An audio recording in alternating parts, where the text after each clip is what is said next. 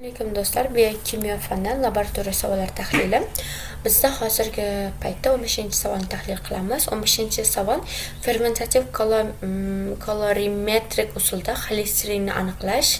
Bu usul xalqaro standartlarga xolesterin oksidaza, peroksidaza, aminofenaza deb ataluvchi usullar ham deyiladi. Uning fermentativ deyilishiga sabab reaksiyada 3 o'ziga xos ferment qatnashadi va yakunda rangli kompleksni hosil qilib beradi. Tajribani o'tkazish bo'yicha endi qadam-qadam qiladigan bo'lsak, birinchi qadam bemor tayyorgarlik va qon olish, ya'ni xolesterin, lipidlar spektr hisoblanadi. Tahlil uchun qat'iy talab bemor kamida 12-14 soat och qolgan bo'lishi kerak va olingan qon markazdan qochma kuch, ya'ni sentrifuga yordamida zardobga ajratib olinadi.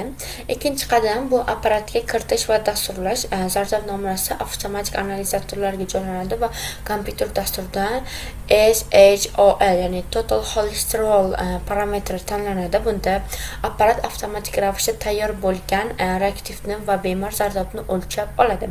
Va uchinchi bosqich bu birinchi bosqich reaksiyasi bo'lgan estrifikatsiyani parchalash bo'lib, bu zardobdagi xolesterinning ko'p qismi efir holatida bo'ladi va analizator xolesterin estrada fermenti ularni gidroliz qilib erkin xolesteringa aylantirib beradi. Va to'rtinchi bosqich bu ikkinchi bosqich reaksiyasi, ya'ni oksidlanish bo'lib, bu hosil bo'lgan barcha erkin xolesterin molekulalarini xolesterin oksidaza fermenti orqali oksidlaydi va natijada vodorod peroksidini ajratib chiqaradi.